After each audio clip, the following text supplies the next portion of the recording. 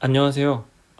이번 시간부터 보험계리사 2차 강의 계리리스크 관리학을 진행할 김실무 계리사라고 합니다. 반갑습니다. 저는 이제 보험업계에 발을 담그고 들어온 지 근 10년 가까이 된 경력을 가지고 있는 실무자고요. 제가 이론 및 실무 시절부터 이 시험을 수험생으로서 준비를 하고 또 회사에 입사하고 나서 이러한 시험을 준비하는 후배들을 바라보면서 오랜 시간 동안 좀 또 이해에 도움을 줄 수 있는 방법이 없을까를 많은 고민을 하다가 이번에 강의를 진행을 해야겠다라는 마음을 먹고 강의를 오픈하게 되었습니다. 요즘 특히 보험업계가 새로운 제도들의 도입으로 인해서 새 제도가 어떠한 내용이고 그런 내용이 수업 목적상 어떤 식으로 연결이 될지에 대한 불안감들이 게리리스크 관리학이라는 2차 시험을 준비하는 여러 수험생들한테 불안감을 갖게 만드는 요소로 작용하는 것을 제가 많이 전해 들었어요. 그래서 제가 그런 부분에 있어서 조금이나마 도움이 되어 드릴까 해서 강의를 준비하게 되었습니다. 이번 시간에는 첫 시간이니까 앞으로 강의를 어떻게 진행할지에 대한 내용들 위주로 좀 설명을 드리고 여러 가지 여러분들하고 수험 전략에 대해서 좀 나눠볼까 합니다. 일단 제 교재는 일단 변변치 않은데 어찌됐건 제가 최대한 여러분들한테 수업 목적상 목적 부합하게 정리를 하려고 노력을 했고요. 오프라인 교재로 이렇게 나눠드릴 수 없는 점은 양해 부탁드리고 제가 주요 단원별로 묶어서 이 교재를 강의 차시에 맞게 올려드릴 테니까 여러분들께서 다운을 받으시는 정도의 수고로움을 해주시면 정말 감사드리겠습니다.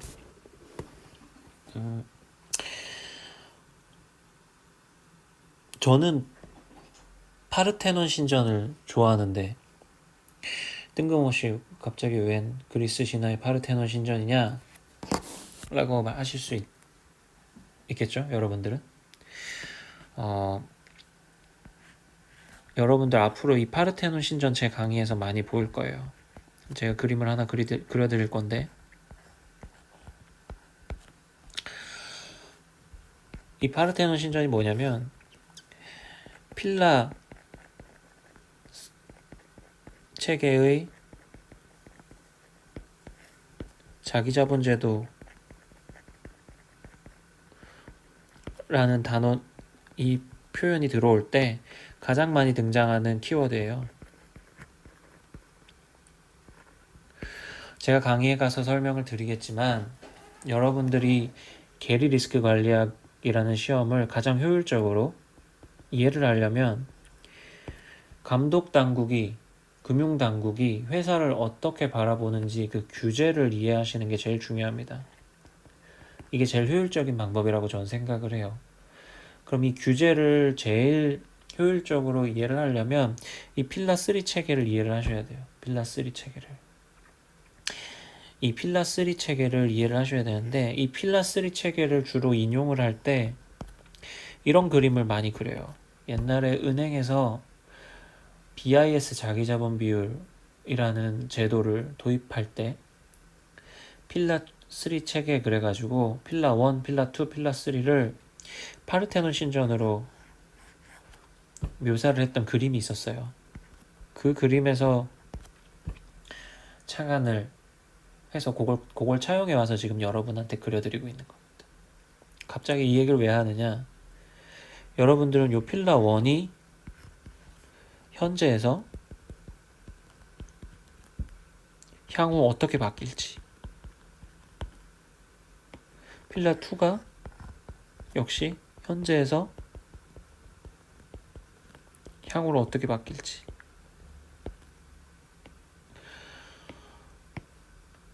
필라 3가 무엇을 의미하는지, 이걸 여러분이 저하고 공부를 하게 될 거예요. 요거를 정리를 한다, 요거를 다 이해를 한다, 여러분들 게리 리스크 관리학에서 사실상 다 얻어 가시는 거라고 보시면 됩니다. 이게 제일 중요해요.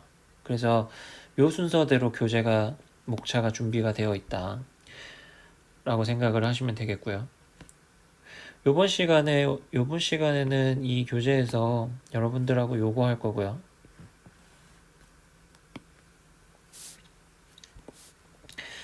그 다음 요 뒤에 현행 RBC 제도 본문부터는 이 파르테논 신전에 대한 내용이 나오는 거예요. 파르테논 신전에 대한 내용이. 그래서 필라 1의 현행인 RBC 제도, 필라 2의 현행인 라스 제도,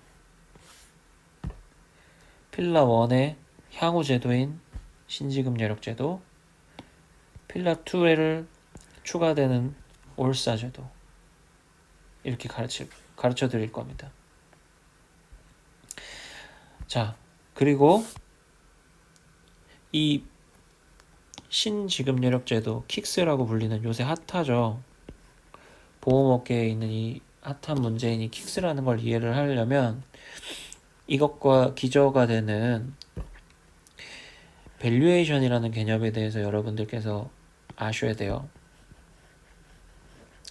이 밸류에이션이란 개념이라고 대해서 그래서 요거를 따로 설명을 드릴 거고요. 그리고 이 IFRS 17은 보험 회계거든요. 이게 지급 여력 제도와 어떤 관계가 있는지, 또 밸류에이션이랑 어떤 관계가 있는지, 이런 것들을 이해하실 수 있게끔 제가 7번째 순서로 배치를 시켜드렸습니다.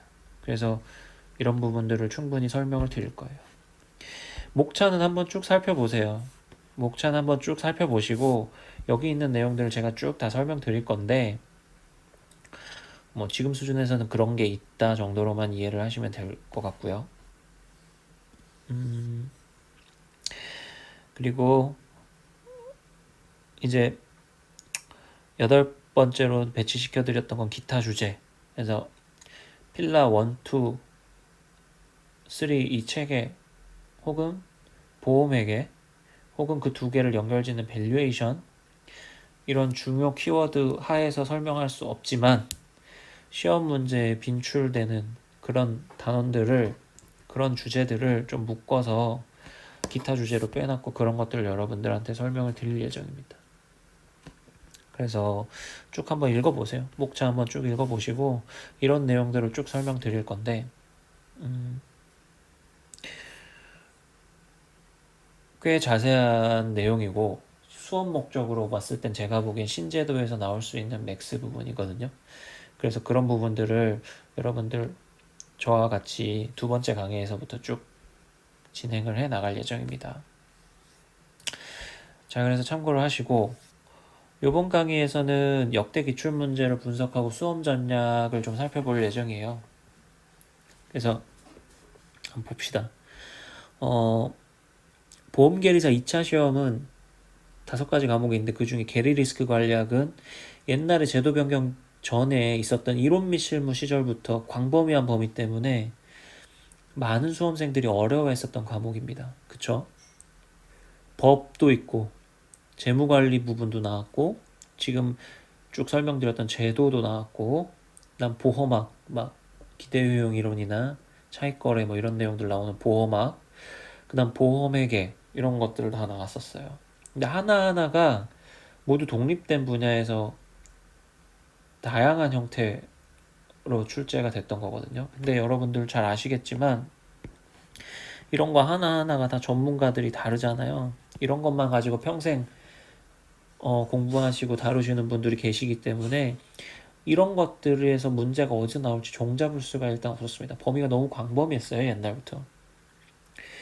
그래도 옛날에는 운이 좋으면 합격이라도 할 수 있었습니다. 왜냐하면 개별 시험의 점수가 60점을 넘는 제도가 아니었으니까.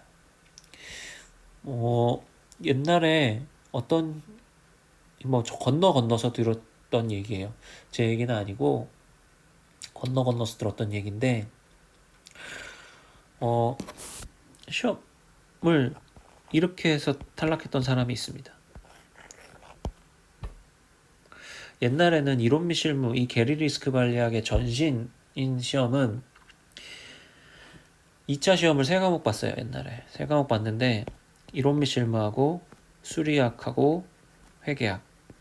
근데 지금과 달리 이거 다 합쳐서 이러면 합격인데 만약에 이거를 합격하는 게 만약에 120명을 뽑는다고 하면 120명 안에 이런 조건을 충족하는 사람이 존재하지 않으면 차점자까지 이렇게 떨어지게 되어 있었거든요. 60점이 안 되지만 뭐 59점부터 해서 이제 순서대로 뽑는데 단 조건이 있었죠. 항상 각각이 다 최소 40점은 넘어야 된다.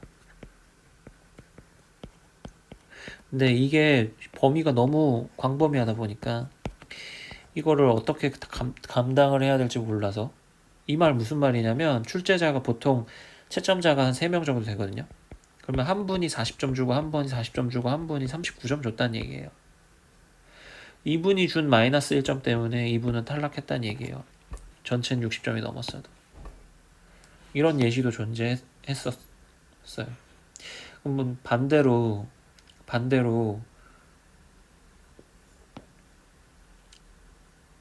뭐 이런 분도 계셨겠죠? 이런 분도. 그래서 40점 맞고 합격했던 사람도 있을 거예요. 그러니까 옛날에는 시험 문제가 광범위했지만 또 반대로 모든 사람에게 다 광범위했기 때문에 이런 운이라도 있어서 시험 문제를 합격하실 수 있었던, 그래서 2차 시험을 합격하실 수 있었던 경우도 있었어요. 근데 지금은 어때요? 여러분들이 좀 공부하시기 좀 더 힘들어졌어요. 기간을 5년으로 늦춰준 대신에 무조건 60점 이상 합격해야 돼요. 더 이상 이제 운은 안 통하는 거죠. 그러면 5문제가 나오면 3문제는 무조건 만점을 맞아야 된다는 얘기인데 쉽지 않죠, 사실. 쉽지가 않아요. 여러분들께서는 넓게도 아셔야 되고, 만약에 변별력을 갖추기 위해서 나오는 깊은 문제도 아셔야 돼요. 이게 되게 우리를 힘들게 만듭니다. 근데 범위가 무조건 넓잖아요. 범위가 무조건 넓은데 이 넓은 거를 어떻게 다, 특히 다 서술형인데 어떻게 내용을 다 알 것이며, 그래서 잘 몰라서 어떻게 다 암기를 할 거냐. 이게 여러분들이 가장 처해 있는 어려운 부분일 것이라고 저는 생각을 많이 했어요. 근데 이게 수업 목적상 시험을 무조건 합격하는 게 중요하기 때문에 이 강의도 여러분들이 합격하는 데 도움을 드리기 위해서 가는 거기 때문에 암기를 부정하지 않아요. 무조건 해야 돼요, 암기를. 암기 무조건 해야 되는데 이걸 생짜 암기하려고 하면 너무나 힘들다는 거죠. 그래서 여러분들한테 스토리라인을 그려드리려고 많은 노력을 앞으로 할 거예요. 강의를 그렇게 준비를 많이 했습니다. 저래서 이런 제도가 도입될 수밖에 없고, 저래서 이 제도의 한계점이 있었고, 이런 A 제도와 B 제도 간에 이런 스토리 라인 때문에 이런 특징이 생겼다. 그렇기 때문에 두 제도 간의 차이점을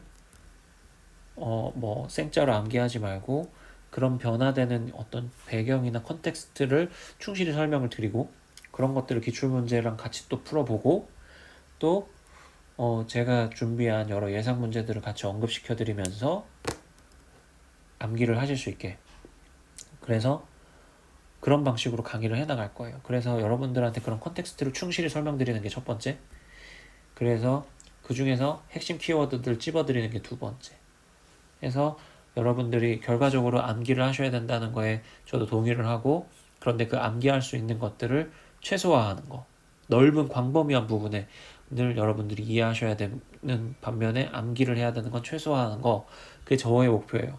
그래서 제 강의는 여러분들이 기존에 보실 수 없었던 실무적 사례가 많이 곁들여져 있습니다. 그래서 그런 스토리라인을 많이 입혀서 설명드릴 테니까 잘 따라와 주시면 되겠고요. 출제 경향을 한번 분석해 볼게요. 다음 장 넘어가 보시면 18년도까지 출제된 2차 시험 문제를 각 분야별로 정리를 해보면은 이 표와 같아요. 이 표는 한번 쭉 읽어보세요. 쭉 읽어보시는데 진짜 많다, 그죠? 법도 있고 재무관리도 있고 제도는 엄청 많고 보험학 있고 보험회계 있고. 자, 근데 여러분, 이 중에서 여러분들하고 저하고 첫 번째로 약속할 게 하나 있는데요. 법은 제가 강의하지 않습니다. 이거는 여러분들이 해주실 부분이에요.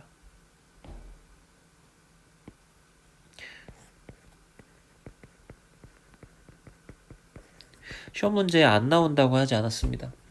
기출문제를 분석해 보니까 2.5년에 한 번 출제되는 정도예요. 즉 3년, 넓게 잡아도 2, 3년에 한 번씩 나오는 거니까.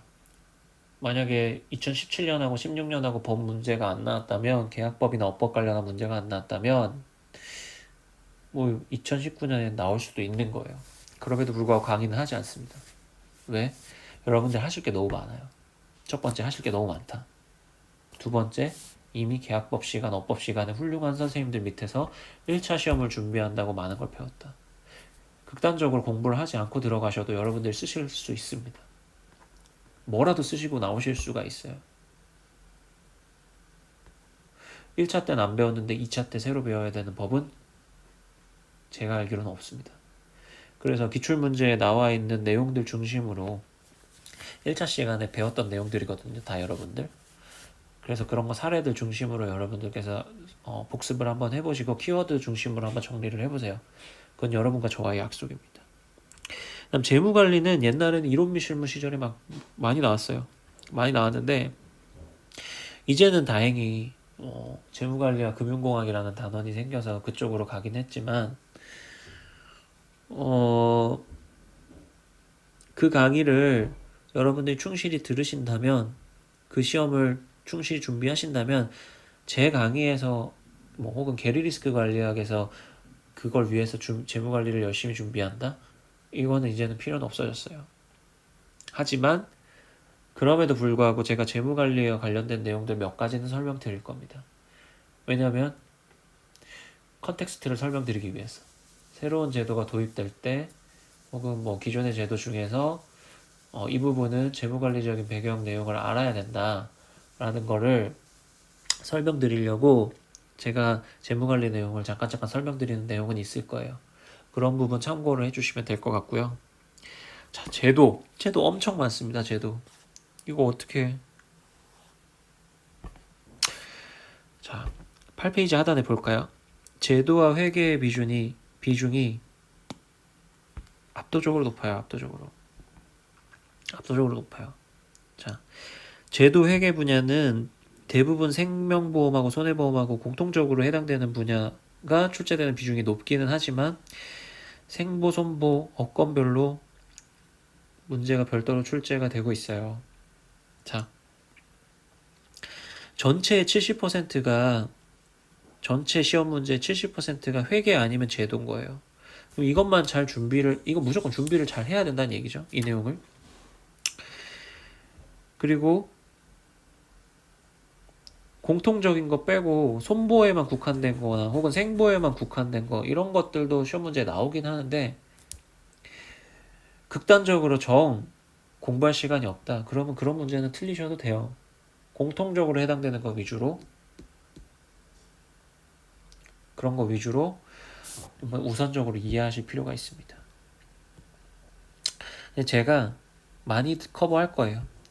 제가 여기 있는 제도에 있는 기출문제들의 대부분을 강의 시간에 설명을 할 겁니다. 기출문제를 직접 풀어드릴 수도 있고요.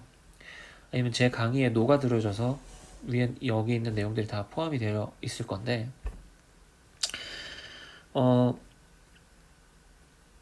그래서 너무 걱정 안 하셔도 돼요. 아시겠죠? 제가 해드리고 싶은 말씀은 문제 출제 시점 전후로 도입되었거나 도입 예정인 제도 회계 분야의 문제들이 출제되는 경향이 매우 컸다. 이걸 말씀드리고 싶어요. RBC 제도가 2009년에 예고 그 시범 도입했고 2011년에 전격 도입했는데 출제 년도 2009년에 필라3 보험 정보를 공시하는 것도 라스 제도가 개편되면서 필라3 체계가 도입됐는데 마찬가지로 12년에 도입됐고 IPA와 IRP 이거 비교하는 거 2012년에 도입됐는데 실제로 2012년에 나왔어요. 금리 역마진이 심화됐는데 이거에 대해서 서술하라고 나왔는데 역마진 리스크가 신설됐고 이거 보면 도입되는 제도하고 벌어지는 현상 이건 세트예요. 이 시기 전후로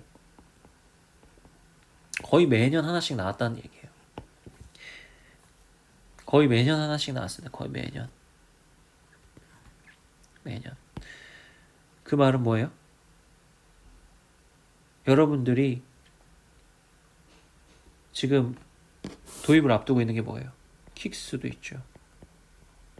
IFRS 17도 있죠. 얘들이 지금 2021년 도입을 예정을 하고 있고 지금은 QIS라는 영향평가를 하고 있어요. 그러면 지금 2019년이니까 충분히 나오려고 하면 나올 수도 있겠죠. 이 상황과 지금 유사하잖아요. 2011년에 도입되고 2009년에 시범 도입했으니까 지금 2019년에 QIS 2.0 하고 있거든요. 두 번째 정량적 테스트 킥스 이거 하고 있어요. 2021년에 도입한대요. 뭐 나오려고 하면 나올 수도 있다는 얘기예요. 어려운 내용이니까 수험생들한테 내기가 어렵나? 이렇게 생각할 수도 있지만 이런 걸 시험 문제로 공부를 시켜야 시험 문제를 내야 수험생들이 공부를 하고 회사에 들어와서 더 회사 생활에 연착륙할 수 있겠다는 생각이 낼 수도 있겠죠. 그래서 충분히 나올 수 있습니다. 그리고 제 강의를 듣는 분들 중에 또 나뉠 거예요. 대학생분도 계시고 직장인분도 계시고 이미 회사를 다니시는 분들은 그런데 계리사 시험을 합격하시고 하시려고 이 강의를 듣는 분들은 이 킥스나 IFRS 17이 얼마나 중요한지 이게 이것 때문에 온 업건이 화두가 되어 있는지 다 아실 거예요. 그러니까 당연히 시험 문제 나올 건데 이거를 그냥 생짜로 공부하기엔 너무 어렵고 무슨 내용인지 모르겠고 하는 부분들 좀 어디 설명받기 좀 궁금했었던 부분들 분명히 있을 거거든요. 대학생분들도 마찬가지로 이런 것들이 되게 앞으로 도입되는 부분에 있어서 많이 중요한 것 같다라는 말을 한 번쯤 이상 뭐 온라인상으로나 다 접해보셨을 거예요. 그렇기 때문에 준비가 절실히 필요한 상황이다. 그래서 여러분들 잘 준비를 해두시고요. 재무관리 제가 잠깐 넘어갔는데 다행히 뭐 재무관리 자체적으로 시험 문제가 나올 것 같지는 않지만 여러분들이 앞으로 배우실 자본비용하고 그 자본비용의 확장 형태인 위험마진 그리고 뭐 금리 리스크 계산할 때 그 듀레이션 매칭과 볼록성 채권의 오정리 이런 것들 다 재무관리 내용이에요. CAPM도 마찬가지고요. 그런 내용들이 다 나올 겁니다. 그런 내용들이 재무관리에서 적시성 차원에서 문제를 낼지는 모르겠지만 재무관리 및 금융공학 과목에서 계리리스크 관리를 이해하는데 그런 내용이 필요할 거기 때문에 제가 잘 정리를 해드리겠습니다. 그런 부분들에 대해서는 CDS도 재무관리의 내용이기는 한데 동시에 이것도 2010년에 나왔는데 2008년에 여러분들 리만 브라더스 사태 한 번씩 들어보셨죠? 그게 CLM하고 모기지하고 결합된 거 때문에 발생한 사건이거든요.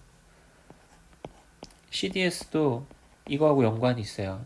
CLN하고 중거자산이 모기지였는데 이 크레딧 디폴트 스왑이라 그래가지고 그 당시에 일어났던 글로벌 08년 금융위기 그 개념을 설명을 하려고 그거에 대해서 시험 문제가 CDS의 개념 해가지고 나온 거거든요. 그러니까 요 경향이 되게 중요하다. 그래서 여러분들 잘 준비를 하셨으면 좋겠어요. 아시겠죠? 자, 정리해 봅시다. 앞선 기출문제 분석 결과 제도에 대한 높은 이해도가 합격 당락을 결정할 수 있다. 그래서 저는 이 교재, 제 강의에서는 국내에 도입된 제도 중심으로 설명을 할 예정이에요. 그리고 계속 강조하 드리지만 제도 회계 분야는 매년 한 문항꼴로 당해년도 전후에 적시성 있는 문제가 출제되고 있으니까 현재 보험업권의 가장 큰 화두인 IFRS 17하고 킥스에 대한 이해도를 높일 필요가 있다를 말씀을 드립니다. 그렇죠. 시대적으로도 보험업계에 이런 적이 없었어요. 대변혁이기 때문에 신제도 도입의 컨텍스트에서 신제도 도입만 알아야 되나요? 앞으로 여전히 유지될 제도들도 많아요. 전통적 계리 회계 제도가. 그리고 그런 전통적 계리 회계 제도의 한계점들, 이런 것들 때문에 신제도가 도입되는 부분들이 분명히 존재하기 때문에 그런 내용들을 명확하게 이해시켜 드릴 거예요. 그래서 그런 것들을 잘 준비를 하는 것이 중요하다. 그리고 뭐 재무관리 부분은 당장 재무관리가 시험 문제에 회계학 수준으로 이 과목에서 나오진 않겠지만 회계사 시험처럼 여러분들이 재무관리 및 금융공학 수업 시간에 충실히 들으실 걸로 저는 알고 그거를 자세하게 설명드리지는 않을 거나 컨텍스트를 설명하기 위해서는 일부분 설명드릴 것이다. 다시 한번 말씀을 드립니다. 제 강의는 여러분들 눈치채셨겠지만 일단 강사가 등장하지 않아요. 강사가 등장하지 않습니다. 그래서 여러분들이 제 얼굴을 모르시니까 이 강의가 좀 부실한 거 아니야? 라는 생각을 하실 수도 있을 것 같아요. 저는 끝까지 얼굴이 등장하지 않습니다. 대신에 여러분들한테 교재는 무료로 드립니다. 강의 차시로 PDF로 마련해서 강의 차시에마다 이제 대단원별로 해서 제가 PDF로 올려드릴 테니까 다운받아서 보시고요. 그리고 제 강의의 특징은 필기가 좀 많은 편이에요, 여러분. 이 교재만 봐서는 이해가 못 하시는 부분들이 분명히 있으실 수 있고 또 그림으로 표현해 드리는 내용들도 되게 많아요. 그래서 좀 필기도 좀 많은 편이어서 여러분들 노트 한 권 사시거나 오프라인 스타일이시면 노트 한 권 사시고 요즘 뭐 신세대들처럼 아이패드에 뭐 이렇게 저장하고 태블릿 PC에 저장하고 이렇게 필기한 후에 저장하는 스타일이시면 그렇게 뭐 하시면 되고요. 제가 필기를 많이 해드리고 요 부분은 수업 목적상 중요합니다라고 이렇게 하이라이트 해드리거나 표시해드리는 거 있으면 화면 정지하시고 충실하게 필기해 두시면 좋으실 것 같아요. 네. 질문은 에어클래스의 Q&A 게시판을 통해서 제가 받을 거고요. 최대한 친절하게 그 답변을 해드릴 예정입니다. 최대한 답변을 해드릴 예정이고 마지막으로 뭐 당부드리고 싶은 말씀은 후회하시지 않으실 거예요. 믿고 이렇게 저를 따라오시면 여러분들 그동안 이제 들으실 수 없었던 실무적 사례들이나 이런 내용들 최대한 많이 말씀드리면서 이해도를 확실히 올려드리겠습니다. 그럼 다음 시간부터 RBC 제도 들어가도록 하겠습니다.